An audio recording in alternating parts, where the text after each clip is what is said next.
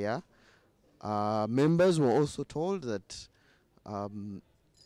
the government securities continue to be the highest income earner, but also the highest place where they invest. Obviously, the reason Richard gave is that the investment options are still limited. For now, what we can say is that the shareholders left rather happy, even though the interest rate was low. It was way above the economic growth and way above inflation for the last 10 years. So right now we're going to get some opinions on the results and on the annual members meeting that had just been concluded. We are going to get a view from what would call an activist shareholder and also a member of Nssf, Mr. Andrew Muhimbise. I don't know if he's a member though. He has seen the detailed financials. Andrew, welcome. You're talking to our Facebook viewers. Yeah. Would like to know what your thoughts are on the annual members meeting from what has transpired here. Yeah, it was the first time I was being invited. I was a guest. I was a friend of the members. On the results, I think, the 11.2 is still good, considering inflation was 5.6. In my presentation, I talked about corporate governance. I think this is a good start to have members meetings, but they need to do more. Members should get books earlier and they be able to question on the nitty-gritty. The members meeting should not just be about announcing the interest, and it should also be about members asking about which expense, which income, and putting basically the board to account. Interest is just one part in holding the management and board to account. So you say the 11.23% is fair enough. Why would you say that? I mean, people are looking at getting above 12.3 that they got last year. No, it would be impractical. And in the future, their incomes are going to reduce because they depend 92% on government paper. And that government paper, although they have good long-term investments, 1 to 15 years, it will have to slow down. Because the rates, during the election cycle, they touched 21%.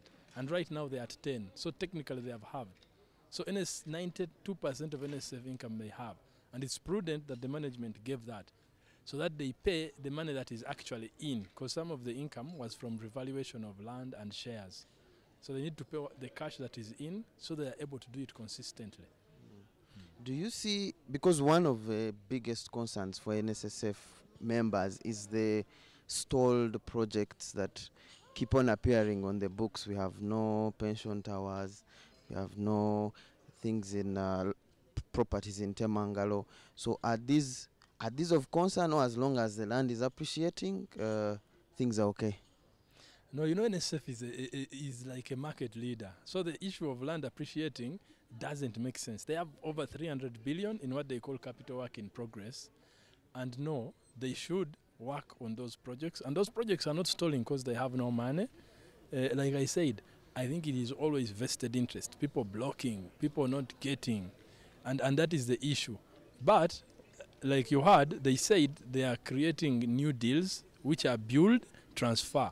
So they are getting more credible contractors, whereby they will tell you, we have land here, come and build, then we shall buy the property from you after. So the conmen and the journeymen cannot actually come for such deals because they have no money to put down. So that is a good move that they are doing, especially on the stalled projects. That way they will bypass the commission agents. Yeah, because the commission agents always come with fake companies and are just after war. Yeah. So from what you've seen in the documents and what the management has said, what do you see the future of Nssf being like, playing in the fact that also there are issues around regulations and this bill that has been pending for years? No, it is true Nssf has legislation challenges, but it doesn't mean they can't do other things. Like I talked about, they should do more innovation. They should do more private equity. All these are within their hands.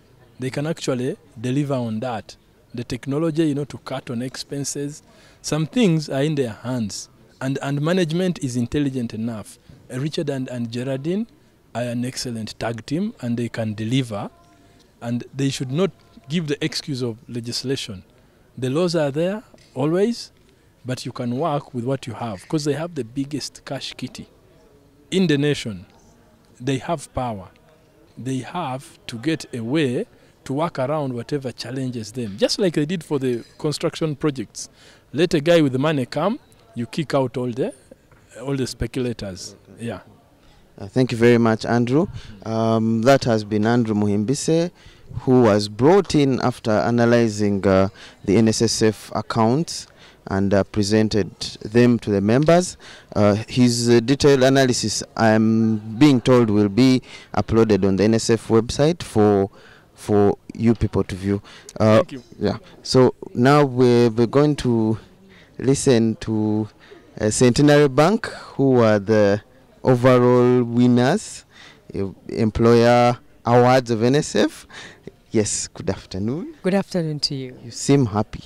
Very excited that we have been the overall winner of the Employee Awards. What did you do to win this award? Simply good practice. Yes, get good staff who follow rules to the book and do what they're supposed to do, and also be as compliant as possible. Yes, be as compliant as possible, get good staff, and follow the rules.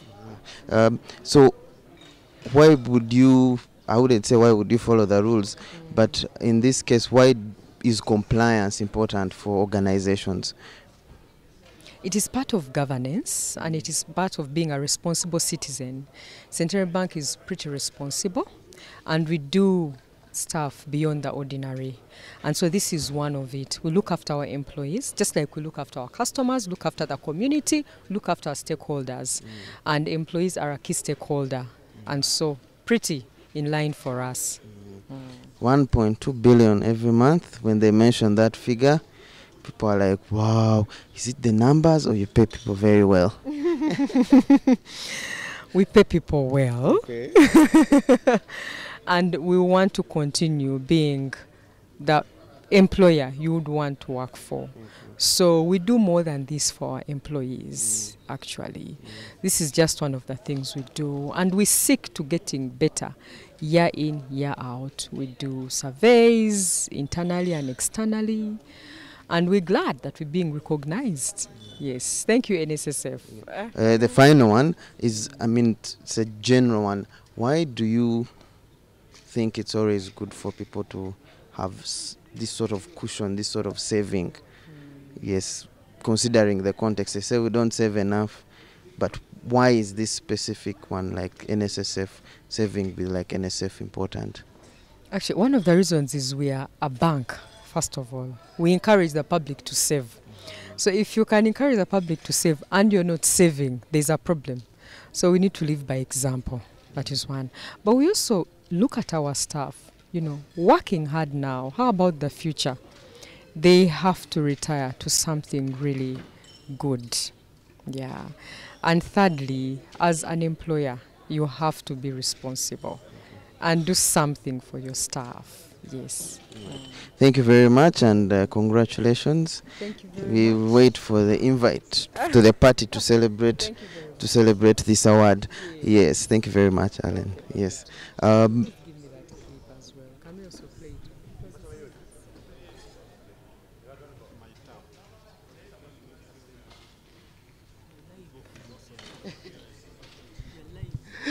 So we'll talk to Mr. Asha Wilson Owere. If you could join me here. He is the, remind me again, chairman, not chairman general of national organizations, trade unions. He's a very vocal gentleman in these matters of social security, and he'll be telling us his thoughts on the just concluded Nssf annual members meeting. Yes, if you could just look into the camera. Yeah, first of all, I want to thank NSSF management and board for this wonderful annual members meeting.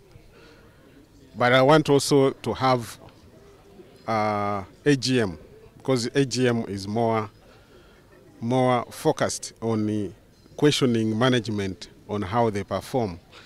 But this was well organized, first of all. Secondly, I'm also happy that there has been some improvement in management and whatever they are doing. But I only have disappointment that we need to change some issues, laws about, especially amend our Nssf Act to conform with what members want, especially the years when they can access money, other issues when giving them more benefits, and also working together to make sure we put this fund to another level. Where I also don't agree with is where UBRA is missing money out of Nssf. 4 billion would have gone in people's pockets, the members' interest in their savings. But unfortunately, it has now gone into, and when you see the years that UBRA has operated, it started with 3 billion, now it is 4 billion. Next year it may even go to 12 billion. So that is not acceptable. What we are going to do as a leader of workers, I'm going to ensure that the UBRA law is also amended to suit the what the workers want. And we also want to thank the management for the improvement of paying people and making sure that the savers, especially those who retire, get their money in time. And also the way they are actually informing us through phones and so on. But as workers leader, I would be much more in monitoring and making sure Nssf do the right thing. I mean, obviously, the discussions around the law are still what do you call a game of ping pong right now. But in terms of UBRA getting that money, obviously, the MD said he would want that rate capped. And what are your thoughts on capping? Do you want it removed completely, or you want that capped? Well, we are not after only capping. First of all, what does UBRA do? Nssf has been if they are a regulator. Regulator should be handled by government. Government should be able to pay whatever they want, the salary and everything. Now, this issue of being a regulator and at the same time you are missing money from one of the savers, it's not practicable. That law was made in a hurry, and that's why we are even stopping this law which is coming, because they were made in a way that, you imagine, now UBRA takes 4 billion. Now the administrator will also come in. The fund manager will also come in, and another one. What will happen to Nssf? That means now the workers' saving will be completely taken away by some people. By the time you want to get interest, it will not be with you. It will be in some people's pockets. Thank you very much, Mr. Wilson. Thank you for also joining the meeting and also airing your views on behalf of your members. Thank you very much. Thank you. Yes. So there you have it. We'll talk to one more person, the head of business for the head of apologies, sir. Okay. Yes. Hey. Yes. Hi, Good. So, are you happy? very, very happy. Why Aren't would you you be happy happy? for us? I think I would. Yes. Why am I happy? Oh, we had a very successful year. Despite all the challenges we had, you heard how the MD was reading out our numbers. The growth was phenomenal. I don't think there's any other financial institution in Uganda that has grown that much. We did a lot of collections. We paid our benefits time, and that's my 40. I'm also very happy about it. Had a very good turnaround. We are paying a very good interest rate. We are looking forward to another great year. So why shouldn't I be happy? Yeah. Yeah. So in terms of the event, went well. there were obvious murmurs when the 11.23 came in at first. Do you think it's a healthy return on investment for the members? Yes, very healthy. Look at it this way. Look at it this way. You know, this is paid to you net of tax. But if this interest rate, for example, has been paying to you by a bank, it will be over 16%.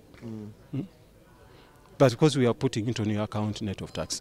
And the way the economy performed in the last year, that we are able to give 11.23, I can bet you very few, I don't think there's any other fund which is going to be able to give this rate. I was seeing yesterday, the Nssf of Kenya gave 6%. Yes. 11.23% is the best that is going to be in the market. No other, I'm sure no other fund will beat it. Yes. So obviously members were happy. Yes. That you gave them a return. But the one concern that keeps coming up obviously is where the money is placed. It's almost in one central area, and the MD pointed it out that since the rates are slowly falling on treasury bonds, there could be revenues might decline going forward. So in your view right now, is there any other option, or it will still be government paper that dominates? Overall, it's true because, of course, as the economy stabilizes and becomes more stable, the rates will gradually go down. But the most important thing that our investment portfolio, we are already looking at that because we are diversifying. You know, the Luboas are coming up, the Temangaros and Simbes, they will come up, and eventually that portfolio won't be so skewed as you see it. And we are getting into more and more equities, shares of other companies. We have that vision for the long term. Our investment policy has also overseen that, and we say that over time we'll be moving more and more money out of the fixed income into equities and land. Land. So we'll do well. All right. Thank you very much, and thank you for hosting members here. Yes. So our dear Facebook viewers, that concludes the live stream for this event. An 8 trillion fund, 11.23 interest to members. All we can say is generous return, and we look forward to next year. Thank you very much.